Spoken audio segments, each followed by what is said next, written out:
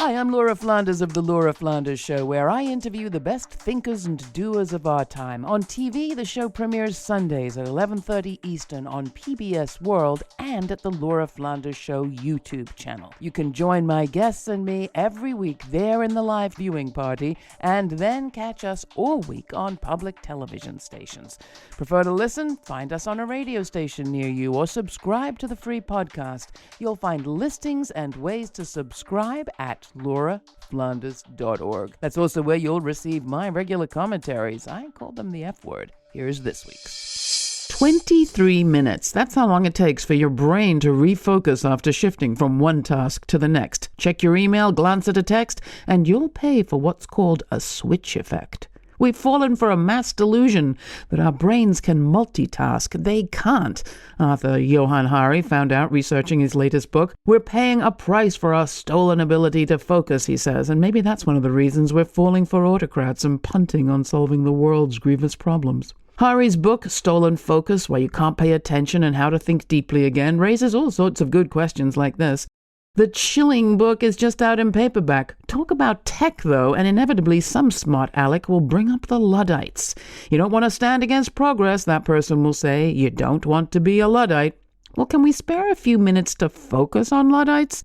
Read People's historian Peter Linebaugh or Jacobin writer Peter Fraze. Check out a Smithsonian Magazine feature by Clive Thompson, and you'll find that Luddites weren't backward-thinking thugs, but rather skilled craftspeople whose worlds were at stake. Textile workers, spinners, and weavers. Before factories came along, they had a pretty good life. Working at home, they had a certain amount of autonomy over their lives. The price for their products was set and published. They could work as much or as little as they liked.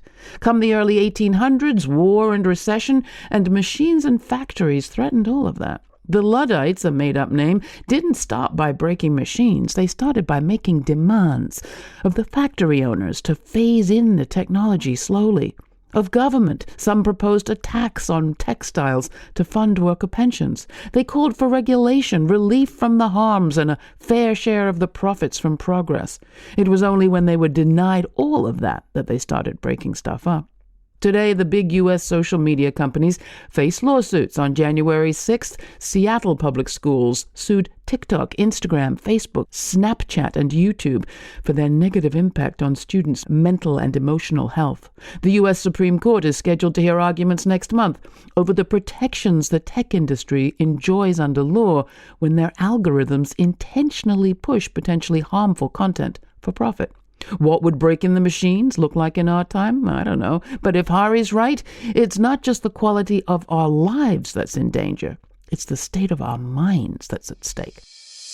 You can hear my full uncut conversation with Johann Hari, where he talks about Noam Chomsky, the subject of his next book, and a man with no problem with focus, it seems, through a subscription to our free podcast. And watch my scary conversation with Hari about stolen focus at lauraflanders.org.